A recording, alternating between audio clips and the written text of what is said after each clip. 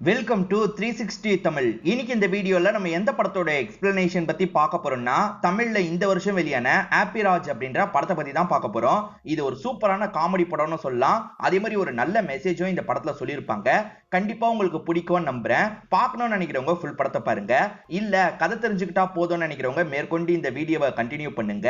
முதல்ல இந்த படத்தோட பிளாட்டை பத்தி சொல்றேன். நம்ம ஹீரோவோட அப்பாவை எல்லாருமே குதிரை முட்டை அப்படின்ற மாதிரி கிண்டல் பண்ணுவாங்க. அதனால ஹீரோவையும் கிண்டல் பண்ண ஆரம்பிக்கிறாங்க. ஹீரோக்கு லவ்வே செட் ஆக மாட்டேங்குது.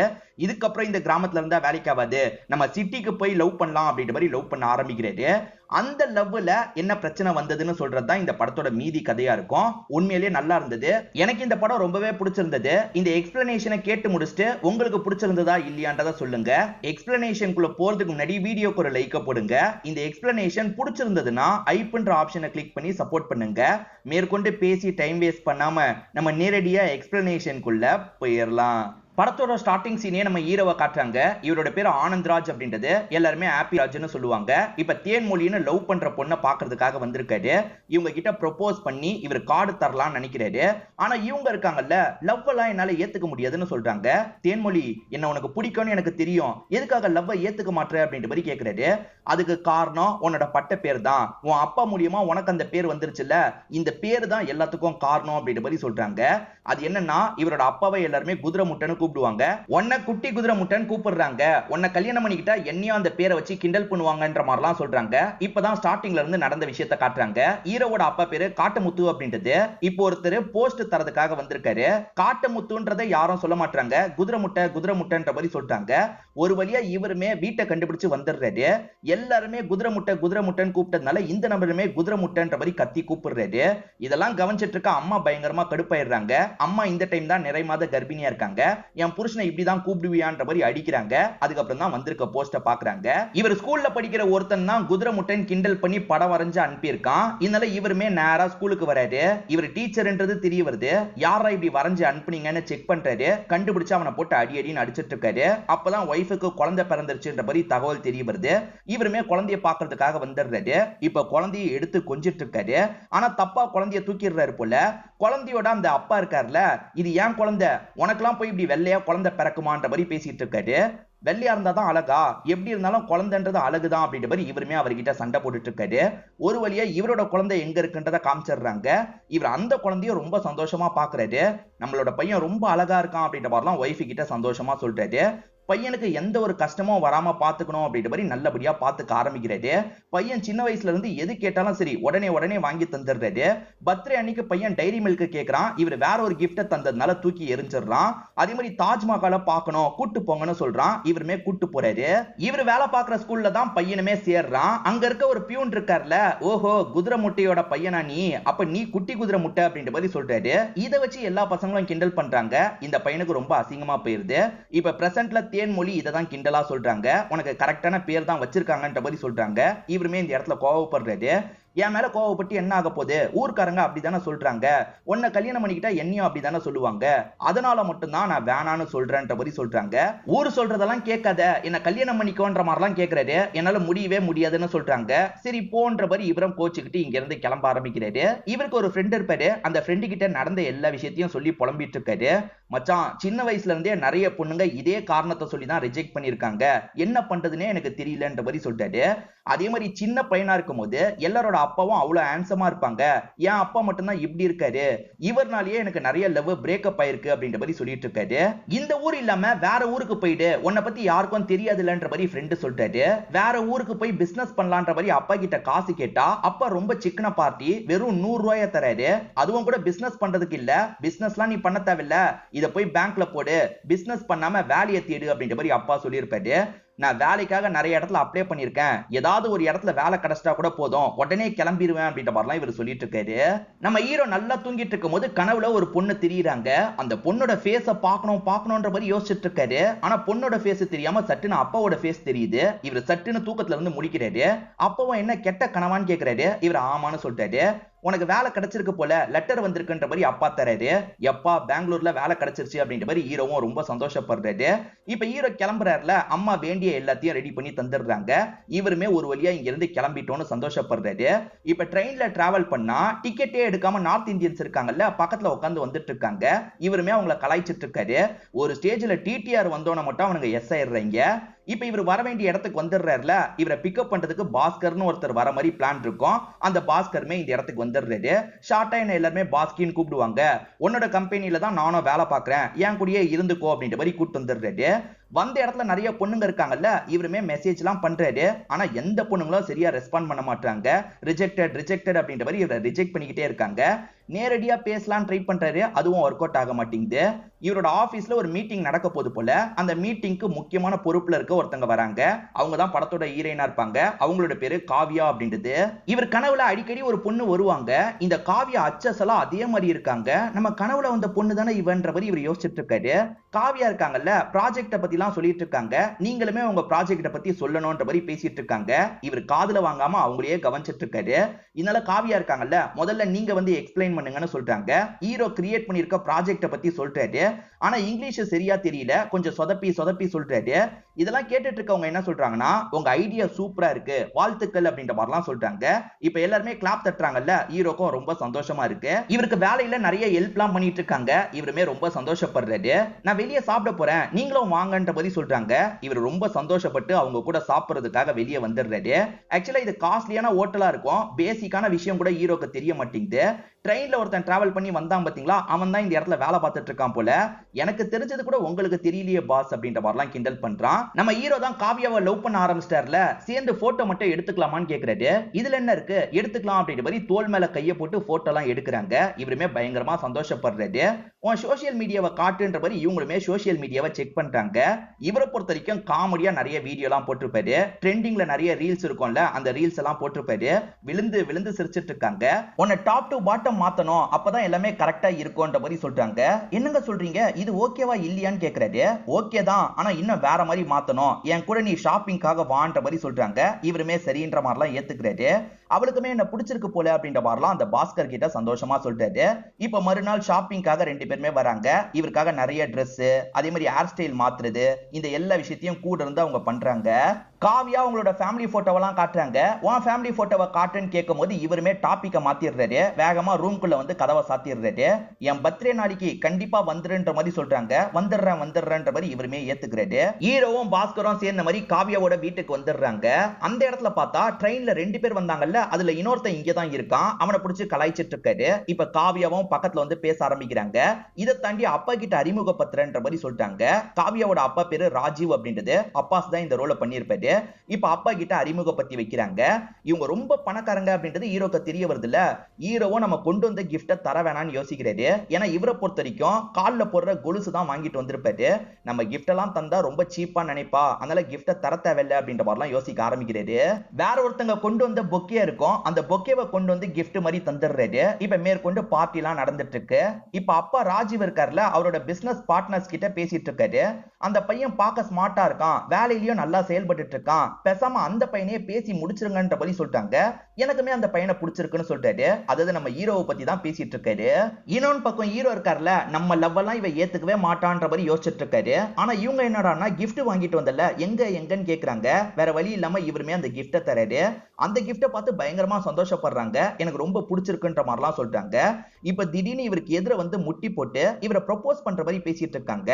சீக்கிரமா உன்னோட அப்பா அம்மாவை கூட்டு வா, என் அப்பா அம்மா கிட்ட பேசுன்ற மாதிரி சொல்றாங்க. இது அப்பா அம்மாவை கூட்டு வரணுமான்ற மாதிரி இவரும் ஷாக் ஆகுறாரு. ஏன்னா இவரோட அப்பா அம்மாவை பார்த்து அவங்க ஏத்துக்கலனா என்ன பண்றது அப்படின்ற மாதிரி இவர் யோசிக்க ஆரம்பிச்சிடுறாரு. ஃப்ரெண்டு தானே நிறைய ஐடியா கொடுத்தாரு. இப்ப ஃப்ரெண்டு கிட்டயே கால் பண்ணி கேட்கலாம்னு நினைக்கிறாரு. என்னால என்னடா பண்ண முடியும், உன் அப்பா அம்மாவை காமிச்சுதான் ஆகணும் அப்படின்ற மாதிரி அந்த ஃப்ரெண்டுமே சொல்றாரு. ஒரு பக்கம் காவியமும் சீக்கிரமா அப்பா அம்மாவை காட்டுன்ற மாதிரிலாம் சொல்லிட்டு இருக்காங்க. அப்பன்னு பார்த்தா அவங்களோட தங்கச்சிக்கு உடம்பு முடியாம போயிருது. வீசிங் ப்ராப்ளம் வரும் போல. இப்ப அந்த ப்ராப்ளம் வந்ததுனால எல்லாருமே கொஞ்சம் பதட்டம் ஆயிடுறாங்க. உடனே ஹாஸ்பிட்டலுக்கு கொண்டு போகணும் அப்படின்ற மாதிரி ஹாஸ்பிட்டலுக்கு கொண்டு வந்துடுறாங்க. அதுக்கப்புறம் தான் தங்கச்சி கொஞ்சம் பெட்டர் ஆகுறா. இவங்களுமே நிம்மதியெல்லாம் ஆயிட்டு இருக்காங்க. இவருமே பேரண்ட்ஸ் இப்படி இருக்காங்க, நான் எப்படி அறிமுகப்படுத்துறதுன்னு பாஸ்கர் கிட்ட கேக்குறாரு. நீயே எதுக்காகடா உன் பேரண்ட்ஸும் மோசமா இருக்கிறதா நினைக்கிற? அந்த பொண்ணுக்கு பிடிக்கலாம், ஃபேமிலிக்கும் பிடிக்கலாம், அதனால நீ சொல்லிரு அப்படின்ற மாதிரி சொல்லிட்டாரு. சரி ஓகேன்ற மாதிரி ஹீரோவும் ஏத்துக்கிறாரு. உன் ஃபேமிலியோட ரேஞ்சும் என் ஃபேமிலியோட ரேஞ்சும் வேற வேற, அதனால தான் அனுப்புறதுக்கு தயக்கமா இருக்கு. நான் போட்டோவை அனுப்புறேன், உனக்கு பிடிச்சிருந்தா சொல்லுன்ற மாதிரி இவர் போட்டோவை அனுப்பி வச்சிடுறாரு. அவங்களுமே கால் பண்ணி எனக்கு சுத்தமா பிடிக்கல, இதெல்லாம் செட் ஆகாதுன்ற மாதிரி சொல்லிட்டாங்க. செட் ஆகாதுன்னு சொல்லிட்டாலே அப்படின்ற மாதிரி இவருமே ஃபீல் பண்ணிட்டாரு. ஒரு ஸ்டேஜ்ல போனை தூக்கி அடிச்சிடுறாரு. அவங்க செட் ஆகலன்னு சொல்றதுக்கு முன்னாடி போன்ல அனுப்பியிருக்கான் பாருன்னு சொல்லியிருப்பாங்க. அது என்னதான் அனுப்பியிருக்கா பாக்கலான்னு இவர் செக் பண்ணும் போதுதான் எனக்கு பிடிச்சிருக்கு, எனக்கு ஓகே தான்ற மாதிரி சொல்லியிருப்பாங்க. இப்ப கால் பண்ணவங்க என்னடா நான் கிண்டல் பண்ணதை பார்த்து ஏமாந்துட்டியா அப்படின்ற மாதிரிலாம் கேட்டுட்டு இருக்காங்க. இல்ல இல்ல நானும் நடிக்க தான் செஞ்சேன்ற மாதிரி சமாளிக்கிறாரு. என் பேரண்ட்ஸோட லுக்கு உனக்கு பிரச்சனை இல்ல, உன் பேரண்ட்ஸ்க்கு ஒரு வேலை பிரச்சனையா இருக்கலாம்ல, உன் பேரண்ட்ஸ் கிட்டயும் காட்டு, நான் காலையே வெயிட் பண்றேன்னு சொல்லிட்டாரு. இவங்களுமே அப்பா கிட்ட கொண்டு வந்து காட்டுறாங்க. அப்பா கொஞ்ச நேரம் எதுவுமே சொல்லாம இருக்காரு. அதுக்கப்புறம் இவங்களை பார்த்தா நல்ல டைப் மாதிரி தான் தெரியுது, பேசுறதுக்கு வர சொல்லு அப்படின்ற மாதிரி சொல்லிடுறாரு. கல்யாண நாள் வரப்போது, அந்த நாள் வர சொல்லி சொல்லிடுறாரு. ஹீரோவும் அப்பா கிட்ட பேசுறதுக்காக வந்துடுறாரு. அப்பாவை பார்த்து லைட்டா பயப்படுவார் போல. தயங்கி தயங்கி தான் இந்த விஷயத்த சொல்றாரு. உன் சந்தோஷம் தான் எனக்கு முக்கியம், சரி நான் வரேன்ற மாதிரி அப்பாவும் ஏத்துக்கிறாரு. அதாவது அவங்க கல்யாண நாள் இந்த தேதி தான் வரப்போகுது, இந்த தேதி நீங்க வந்துருங்கன்ற மாதிரி ஹீரோவும் திரும்பி கிளம்பி இந்த இடத்துக்கு வந்துடுறாரு. கரெக்டா அந்த கல்யாண ஃபங்க்ஷனும் நடக்குது. 25வது கல்யாண நாள்ன்றதுனால பயங்கரமா செலிப்ரேட் பண்ணிட்டு இருக்காங்க. இந்த ஃபங்க்ஷனுக்கு ராஜுவோட பிசினஸ் பார்ட்னர் ஒருத்தரும் வந்திருக்காரு. ஆக்சுவலா இந்த பார்ட்னர் இருக்கார்ல, உன் பொண்ண என் பையனுக்கு தான்ற மாதிரி கேட்டிருப்பாரு. ராஜு வேணான்னு ரிஜெக்ட் பண்ணிருப்பாரு. அந்த கடுப்புல தான் லைட்டா இவர் இருக்காரு. இந்த விஷயம் ராஜுவுக்கும் நல்லா தெரியுது. நம்ம ஹீரோ பேரண்ட்ஸ் வர சொன்னார்ல, இன்னும் பேரண்ட்ஸ் வராம இருக்காங்க, என்ன இன்னும் வராம இருக்காங்கன்னு யோசிச்சுட்டு இருக்காரு. நான் என்ன ஏதுன்னு பாக்குறேன்ற மாதிரி கூட இருக்க பாஸ்கர் செக் பண்றதுக்காக போறாரு. அப்பதான் அப்பா இருக்காரு பாத்தீங்களா, தனியா வரக்கூடாது, சொந்த பந்தங்களோட வரணும் அப்படின்ற மாதிரி மொத்த பேரையும் கூட்டிட்டு வந்துடுறாரு. அதாவது சம்பந்தம் பேசுறதுக்கு வருவாங்கல்ல, அதுக்கேத்த எல்லா விஷயத்தையும் பண்ணிடுறாரு. இந்த சமயம் ராஜீவ் இருக்கார்ல, ஹீரோவை ஸ்டேஜுக்கு வர வச்சிடுறாரு. இவங்க ரெண்டு பேருக்கு தான் கல்யாணம் நடக்க போகுது அப்படின்ற மாதிரிலாம் எல்லார்கிட்டயும் அறிமுகப்படுத்தி வச்சிட்டு இருக்காரு. அப்பன்னு பார்த்து ஹீரோவோட அப்பாவும் ஃபேமிலியை சேர்ந்தவங்களும் இந்த இடத்துக்கு வந்துடுறாங்க. இங்க எல்லாருமே மாடர்னா இருக்காங்க, ஆனா வரவங்க பட்டிக்காடு மாதிரி இருக்காங்கல்ல, அதனால ஃபங்க்ஷனுக்கு வந்த எல்லாருமே சிரிச்சிட்டு இருக்காங்க. இதனால ராஜீவுக்கு இங்க ரொம்ப அசிங்கமா போயிடுது. ராஜீவோட பிசினஸ் பார்ட்னரா ஒருத்தர் இருந்தார்ல, அவர் இந்த விஷயத்தை யூஸ் பண்ணிக்கணும்ன்ற மாதிரி யோசிக்கிறாரு. அவர் இப்ப பேசுறதுக்காக அந்த இடத்துக்கு வந்துடுறாரு. இவங்களை புகழ்ந்து பேசுற மாதிரி மட்டம் தட்டிட்டு இருக்காரு. அதாவது ராஜீவுக்கு இந்த லெவல்ல தான் கிடைக்கும், இந்த மாதிரி ஒருத்தங்க தான் கிடைப்பாங்க அப்படின்ற மாதிரிலாம் கொஞ்சம் நக்கல் பண்ற மாதிரி பேசுறாரு. ஸ்ட்ரெயிட்டா நக்கல் பண்ண மாட்டாரு, இன்டைரக்டா நக்கல் பண்றாரு. ஹீரோவோட அப்பா வெகுலியா இருக்காருல, நம்மள புகழ்ந்து தான் இவர் பேசுறாரு போலன்ற மாதிரி சிரிச்சிட்டு இருக்காரு. ஆனா அவர் ராஜீவா பயங்கரமா அசிங்கப்படுத்திட்டு இருக்காரு. ராஜீவும் கோச்சுக்கிட்டு இங்க இருந்து போயிடுறாரு. ரூமுக்கு வந்தவர் பொண்ணு கிட்ட கோவப்படுறாரு. அவங்க ஃபேமிலியை சேர்ந்தவங்க இப்படி இருப்பாங்கன்னு தெரிஞ்சிருந்தா கண்டிப்பா நான் ஏத்துக்க மாட்டேன், அப்பா சுத்த பட்டிக்காடு மாதிரி இருக்காரு, கண்டிப்பா இந்த கல்யாணத்தை ஏத்துக்கவே முடியாதுன்ற மாதிரி சொல்றாரு. இன்னொரு பக்கம் ஹீரோ இருக்கார்ல, அம்மாவை மட்டும் தானே கூட்டிட்டு வர சொன்ன, எதுக்காக மொத்த பேரும் வந்தீங்கன்ற மாதிரி கேக்குறாரு. ஏண்டா அவங்க சொந்த பந்தம் எல்லாம் மொத்தமா தானே இருக்காங்க, நாங்க மொத்தமா வரக்கூடாதா அப்படின்ற மாதிரி அப்பா பேசுறாரு. அப்பாவை எதிர்த்து பேசுறதுக்கும் இவருக்கு மனசு வர மாட்டேங்குது. அப்பன்னு பார்த்து காதலி கிட்ட இருந்து கால் வருது. உடனே இந்த இடத்துக்கு வான்னு சொல்றாங்க. அதாவது இங்கேயே வேற ஒரு இடத்துக்கு வர சொல்றாங்க. இவருமே பாக்குறதுக்காக வந்துடுறாரு. எதுக்காக இந்த மாதிரி பண்ணாங்க, இப்ப என்னோட அப்பா ரொம்ப கோபமா இருக்காரு, ஏத்துக்க மாட்டாருன்ற மாதிரி சொல்றாங்க. இந்த ஆர்குமெண்ட்ல ஹீரோ இருக்காருல, ஹீரோயினோட அப்பாவை திட்டுற மாதிரி பேசிடுறாரு. இதுல இவங்க பயங்கரமா கோவப்படுறாங்க. ராஜீவ் இப்ப ஆளுங்க கிட்ட பேசிட்டு இருக்காரு. அவங்க எல்லாம் லோ கிளாஸ் மாதிரி தெரியுது அப்படின்ற மாதிரிலாம் பேசிட்டு இருக்காரு. இந்த விஷயத்த ஹீரோவோட அப்பா கவனிச்சிடுறாரு. என்ன நம்மளை பத்தி இப்படி பேசுறாரு அப்படின்ற மாதிரி அப்செட் ஆன மாதிரி இங்க இருந்து கிளம்ப ஆரம்பிக்கிறாரு. இப்போ உடனே இவரோட ஒய்ஃபுக்கு கால் பண்றாரு. நான் சொல்ற மாதிரி பண்ணு, கிளம்பி வான்ற மாதிரி சொல்றாரு. ஹீரோ ராஜீவை திட்டார்ல, இதை நினைச்சு ஹீரோயின் பயங்கரமா ஃபீல் பண்றாங்க. ஆக்சுவலா உன்னை ஸ்டார்டிங்கே எனக்கு பிடிக்க ஆரம்பிச்சிருச்சு, நீ இன்னசென்ட்டா இருந்தல, அதுதான் உன்கிட்ட எனக்கு ரொம்ப பிடிச்சது. அதே மாதிரி செல்ஃப் கான்ஃபிடன்ஸ் சுத்தமா இல்லாம இருந்த, அந்த செல்ஃப் கான்ஃபிடன்ஸை உனக்கு தரணுன்றதுக்காக தான் கூட பழகுனேன், அப்படிதான் உன்னை எனக்கு ரொம்ப பிடிக்க ஆரம்பிச்சது. ஆனா நீ இவ்வளவு மோசமா என்னோட அப்பாவை பேசிட்டல, இதுக்கப்புறம் உன் கூட சேர்ந்து வாழ முடியாது, நான் கிளம்புறேன்ற மாதிரி கோச்சுக்கிட்டு இங்க இருந்து கிளம்புறாங்க. இவருமே ஃபீல் பண்றாரு. மறுநாள் காலையில ஹீரோவோட அப்பா இருக்காருல, ராஜீவ் கிட்ட பேசுறதுக்காக வந்துடுறாரு. என்ன பார்த்து லோ கிளாஸ்ன்ற மாதிரி நீங்க பேசுனீங்கல்ல, நான் லோ கிளாஸ்லாம் கிடையாது, உங்களை விட டாப் கிளாஸ் அப்படின்ற மாதிரி இவரோட சொத்து எல்லாத்தையும் எடுத்து காட்டுறாரு. ஹீரோக்கு கூட இவ்வளவு சொத்து இருக்கிறது தெரியாது. அப்பா அவ்வளவு டாக்குமெண்ட்டை காமிச்சிட்டு இருக்காரு. உங்களை பத்தியும் விசாரிச்சோம், ஏகப்பட்ட கடன் வச்சிருக்கீங்களாமே, பார்க்க தான் நீங்க பணக்காரங்க மாதிரி, ஆனா உண்மையான பணக்காரங்க நாங்க தான். கோட் சூட் போட்டா நீங்க பெரிய ஆளா, வேஷ்டி ஷர்ட்டை போட்டதுனால நாங்க சாதாரண ஆளா, நாங்க நினைச்சா உங்களை விட காஸ்ட்லியான கோட்டு சூட்டு வாங்க முடியும், காஸ்ட்லியான கார் வாங்க முடியும்ன்ற மாதிரி அப்பா சொல்லிட்டாரு. நீங்க என்ன எங்களை வேணான்னு சொல்றது, நாங்க சொல்றோம் நீங்க எங்களுக்கு வேணாம், ஒருவேளை உங்க பொண்ணை கட்டி வைக்கணும்னு நினைச்சீங்கன்னா என் கால்ல வந்து விழணும் அப்படின்ற மாதிரி அப்பா கிளம்புறாரு. ஆக்சுவலா அப்பா கூட்டு வந்த எல்லாருமே செட்டப்பா தான் இருப்பாங்க. அப்பா கிட்ட நிறைய சொத்தெல்லாம் கிடையாது, சும்மா சும்மா மாசா பேசுறதுக்காக தான் அப்பா இப்படி பண்ணிட்டு போயிருப்பாரு. அப்படியே விட்டுருந்தா கூட ப்ராப்ளம் சால்வ் ஆயிருக்கும். அப்பா இப்படி பண்ணிட்டாரே அப்படின்ற மாதிரி ஹீரோ செம்ம கடுப்புல இருக்காரு. ஹீரோ அப்செட்டா இருக்கிறத அப்பா நோட் பண்ணிட்டாரு. நீ ரொம்ப அப்செட்டா இருக்க, நான் அம்மாவை கொஞ்ச நாள் அனுப்பி வைக்கிறேன், நீ ஓகேவாகிற வரைக்கும் அம்மா உன் கூட தான் இருப்பான்ற மாதிரி அனுப்பி வச்சிடுறாரு. அம்மாக்கு இந்த பெங்களூர் கல்ச்சர்லாம் புதுசுல, அம்மா சமைக்கிறத பார்த்து நிறைய லேடிஸ் இந்த இடத்துக்கு வந்துடுறாங்க, எங்களுக்கும் சொல்லித்தாங்கன்னு அம்மா கிட்ட பழகுறாங்க. அம்மா கொஞ்சம் கொஞ்சமா மாடர்ன் டைப்பா மாறுறாங்க. இவர் கூட வெளியே வந்து நிறைய ஷாப்பிங்லாம் பண்றாங்க. எனக்கு இந்த லைஃப் ரொம்ப பிடிச்சிருக்குடான்ற மாதிரி பையன் கிட்ட சொல்றாங்க. அம்மா ஷாப்பிங் முடிச்சுட்டு கேபுக்காக வெயிட் பண்ணிட்டு இருக்கும் போது நம்ம ஹீரோயினோ ஃப்ரெண்ட்ஸும் பார்ட்டி பண்ண முடியலன்னு சோகமா வந்துட்டு இருக்காங்க. இப்ப ஹீரோயினோ அம்மாவை அடையாளம் கண்டுபிடிச்சிடுறாங்க. என்ன ஆன்ட்டி இவ்வளவு மாடர்னா மாறிட்டீங்கன்னு கேக்குறாங்க. அப்படிதாம்மா, சரி நீ எங்க போயிட்டு இருக்க அப்படின்னு கேட்கும் போது பார்ட்டி பண்ண முடியலன்னு கடுப்பா போயிட்டு இருக்கோன்ற மாதிரி சொல்றாங்க. பார்ட்டி பண்றதுக்கு இடம் தானே வேணும், என் வீட்டுக்கு வந்துருங்க அப்படின்ற மாதிரி சொல்றாங்க. சரி ஓகேன்ற மாதிரி ஹீரோயினோ ஃப்ரெண்ட்ஸும் சேர்ந்த மாதிரி இவங்களோட வீட்டுக்கு வந்துடுறாங்க. இவங்க எல்லாருமே சேர்ந்த மாதிரி ஜாலியா பார்ட்டி எல்லாம் பண்ணிட்டு இருக்காங்க.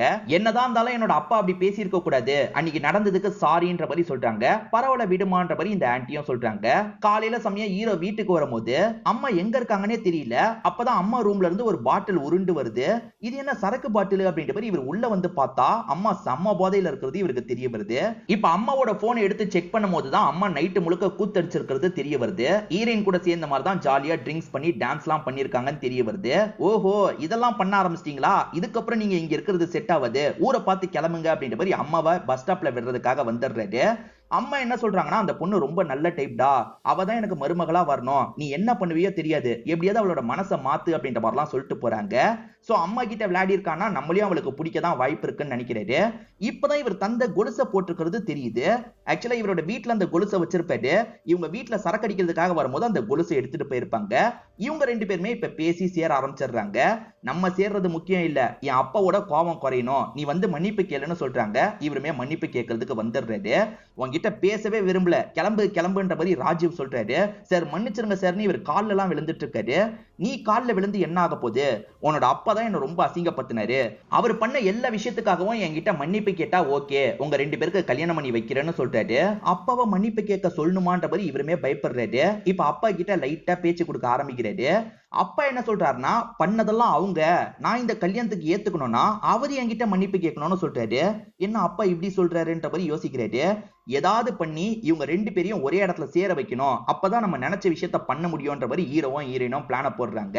இப்ப ஹீரோயின் அப்பா கிட்ட வேற மாதிரி பேசுறாங்க.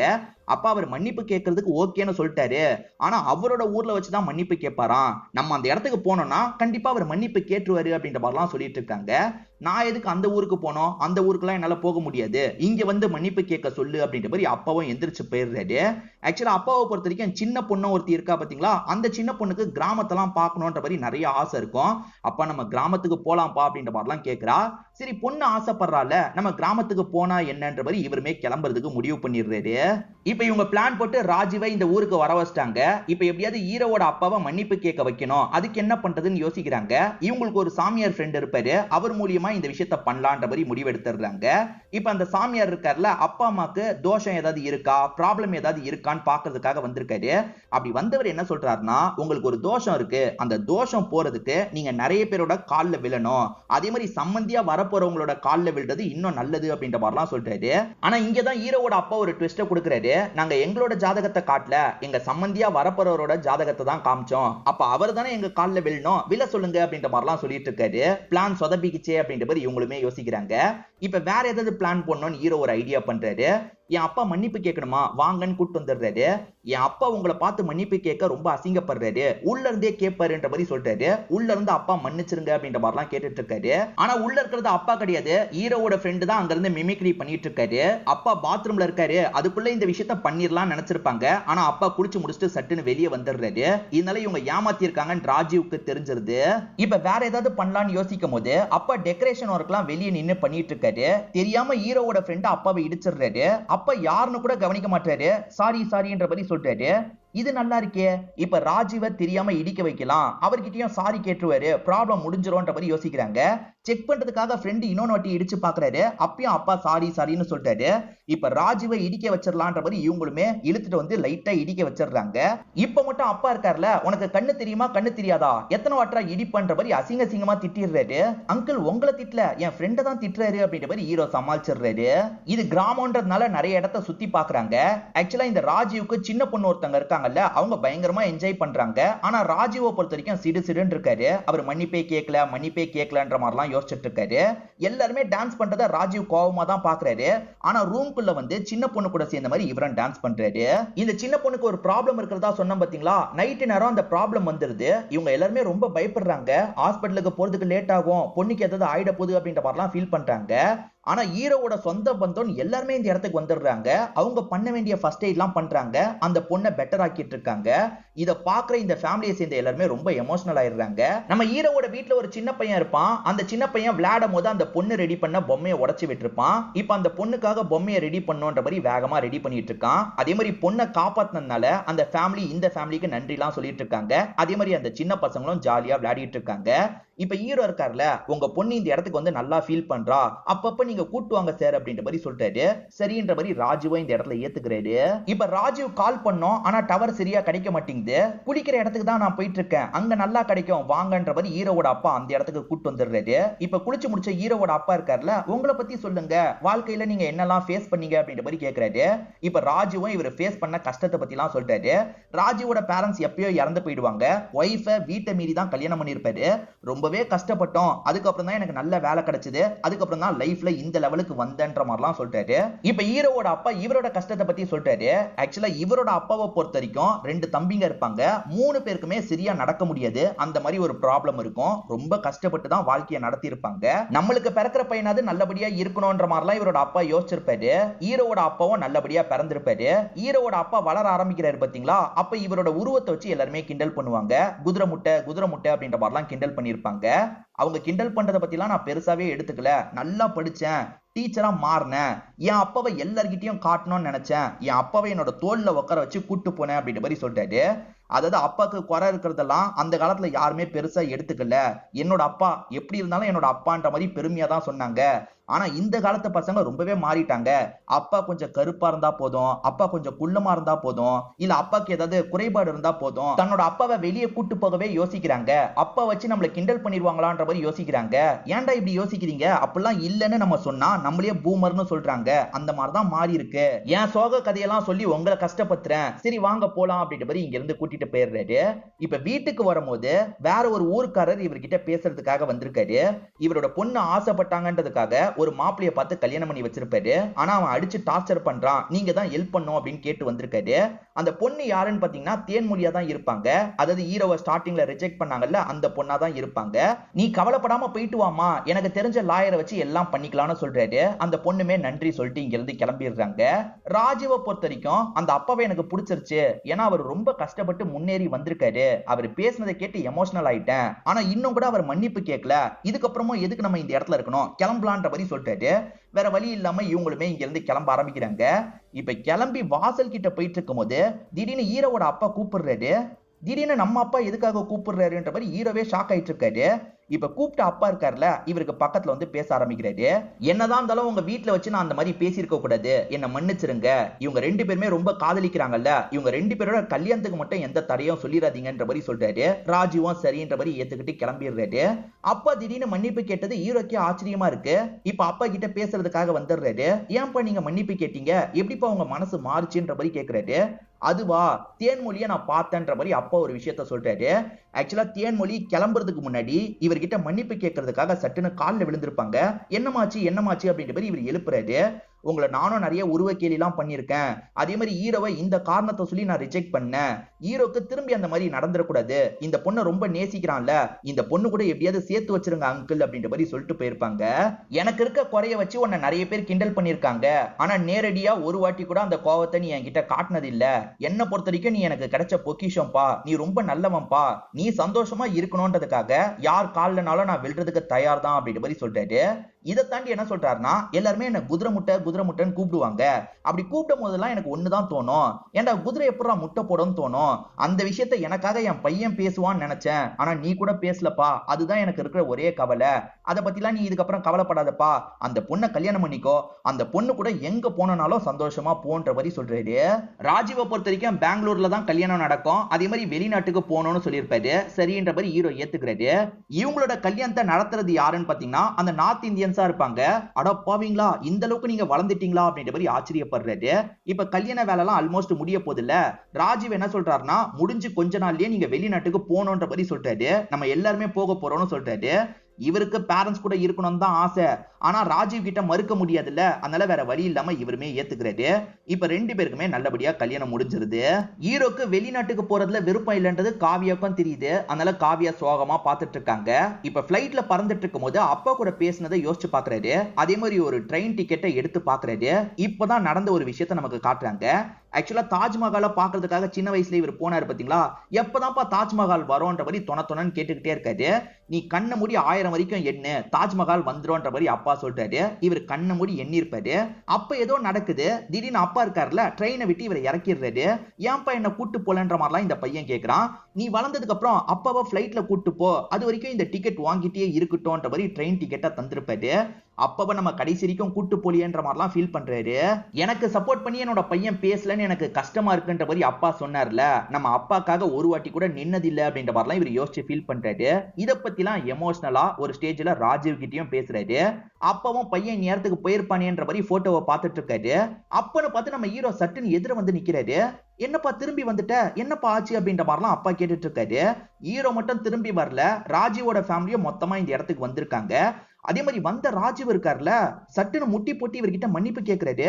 என்னாச்சு ஏதாச்சுன்ற மாதிரி அப்பா குழம்பிட்டு இருக்காரு. இப்ப ராஜீவுமே ஒரு டிக்கெட்டை காட்டுறாரு. நம்ம ஹீரோ ராஜீவ் கிட்ட எமோஷனலா பேசும்போது அந்த டிக்கெட்டை ராஜீவ் பார்த்திருப்பாரு. பார்த்தவருக்கு எல்லாமே ஞாபகம் வந்திருக்கும். இந்த டிக்கெட்டை பார்த்ததுக்கு அப்புறம் தான் நீங்க யாருன்னே எனக்கு ஞாபகம் வந்தது அப்படின்ற மாதிரி ராஜீவும் நடந்த விஷயத்த சொல்ல ஆரம்பிக்கிறாரு. அது என்னன்னா, இவங்க ட்ரெயின்ல டிராவல் பண்ணும்போது டிடிஆர் இருக்கார்ல, ரெஸ்ட் ரூம்ல ஒளிஞ்சிட்டு இருக்க ரெண்டு பேரை பார்த்திருப்பாரு. ஒரு ஹஸ்பண்ட் அண்ட் ஒய்ஃப் தான் ஒளிஞ்சிருப்பாங்க, அதாவது ராஜீவும் ஒய்ஃபும் ஒளிஞ்சிருப்பாங்க. டிக்கெட் எடுக்காம வித் அவுட்ல வரீங்களா, இறங்குங்க இறங்குங்கன்ற மாதிரி டிடிஆர் சொல்லிட்டு இருக்காரு. அந்த சமயம் ஹீரோவோட அப்பா தான் என்ன ஏதுன்னு பாக்குறதுக்காக இந்த இடத்துக்கு வந்திருப்பாரு. அப்படி வந்தவரு அவங்களுக்கு ஏதோ எமர்ஜென்சி போல போகட்டும்ன்ற மாதிரி சொல்லிட்டாரு. டிக்கெட் இல்லாமலாம் போக முடியாது அப்படின்ற மாதிரி டிடிஆர் பிரச்சனை பண்றாரு. டிக்கெட் தானே, ஏன் டிக்கெட்டை வேணா அவங்களுக்கு தந்துடுறேன் அப்படின்ற மாதிரி இவரு டிக்கெட்டை தந்துடுறாரு. பையன் டிக்கெட் இவரு டிக்கெட் இருக்குல்ல, அதுல ஒரு டிக்கெட்டை மட்டும் அவங்களுக்கு தந்துடுறாரு. ஆனா ரெண்டும் எடுத்த கணக்கு தான். பையன் தாஜ்மஹாலை பார்க்கணும்னு ரொம்ப ஆசைப்பட்டான்ல, ஆனா இவர் வண்டியை விட்டு இறங்குன்னு சொல்றாரு. ஏன் எதுக்குன்ற மாதிரிலாம் பையன் புரியாம கேட்கிறான். இறங்குப்பா, இன்னொரு நாள் நம்ம பாத்துக்கலாம்ன்ற மாதிரி இவர் இறங்க வச்சிருப்பாரு. அந்த டிக்கெட்டை தான் உன்னோட அப்பா எனக்கு தந்தாரு அப்படின்ற மாதிரிலாம் ராஜீவ் சொல்றாரு. சோ ராஜீவுக்கு இத்தனை வருஷத்துல அவரோட ஃபேஸ் மறந்து போயிருக்கும். அதே மாதிரி ஹீரோவோட அப்பாக்கும் ராஜீவோட ஃபேஸ் மறந்து போயிருக்கும். இந்த டிக்கெட்டை பார்த்ததுக்கு அப்புறம் தான் அந்த விஷயங்கள்லாம் இவங்களுக்கு ஞாபகம் வருது. ஆக்சுவலா அப்பா வந்து அந்த டைம்ல ஒரு ஹெல்ப் பண்ணார்ல, அதுக்கப்புறம் தான் ராஜீவ் நல்லா வளர்ந்திருப்பாரு. ஏன்னா அந்த இன்டர்வியூ அட்டென்ட் பண்ணிருப்பாரு, வேலை கிடைச்சிருக்கும், நெக்ஸ்ட் லெவலுக்கு போயிருப்பாரு. இதெல்லாம் யோசிச்சு பார்த்துதான் ராஜீவ் காலில் விழுந்துடுறாரு. அப்பா கூட சேர்ந்து போனா கிண்டல் பண்ணுவாங்கன்றதுக்காக ஹீரோ அப்பா கூட சேர்ந்து எங்கேயுமே போக மாட்டாரு. ஆனா இப்ப ஹீரோ இருக்கார்ல, எல்லா இடத்துக்கும் அப்பா கூட சேர்ந்து போகணும்னு நினைக்கிறாரு. இவர் தான் என்னோட அப்பா, இவர் தான் என்னோட அப்பான்ற மாதிரி சந்தோஷமா எல்லார்கிட்டயும் சொல்லிட்டு இருக்காரு. ஹீரோ கிட்ட நிறைய மாற்றம்லாம் ஏற்பட்டிருக்குன்ற மாதிரி நமக்கு காட்டுறாங்க. அதாவது அப்பாக்கள் பசங்களுக்காக அவ்வளவு கஷ்டப்படுறாங்க, ஆனா அவங்களோட உருவம் கொஞ்சம் முன்ன பின்ன இருக்குன்றதுக்காக எல்லார் முன்னாடியே இவர் தான் என்னோட அப்பான்றதை அறிமுகப்படுத்துறதுக்கெல்லாம் நம்ம தயங்க கூடாது அப்படின்ற மாதிரி சொல்றாங்க. சோ இந்த இடத்துல வேற ஒரு விஷயத்தையும் காட்டுறாங்க. சின்ன வயசுல இந்த பையன் டைரி மில்க் தான் வேணும்னு கேட்டிருப்பான். அப்பா கிஃப்ட தந்ததுனால தூக்கி எரிஞ்சிருப்பான். இப்ப அந்த கிஃப்ட பாக்கலான்ற மாதிரி ஹீரோவும் ஓபன் பண்ணி பாக்குறாரு. என்ன தெரியுமா, அப்பா அந்த கிஃப்ட் பாக்ஸுக்குள்ள தான் டைரி மில்க வச்சிருப்பாரு. பையன் கேட்டதை தான் அன்னைக்கும் வாங்கி தந்திருக்காருன்ற மாதிரி நமக்கு காட்டுறாங்க. கடைசியில இந்த படம் எல்லா அப்பாக்களுக்கும் சமர்ப்பணம் அப்படின்ற மாதிரி போட்டு முடிக்கிறாங்க. கண்டிப்பா இந்த படத்தோட கதையும் என்னோட எக்ஸ்பிளனேஷனும் உங்களுக்கு பிடிச்சிருக்கும்னு நம்புறேன்.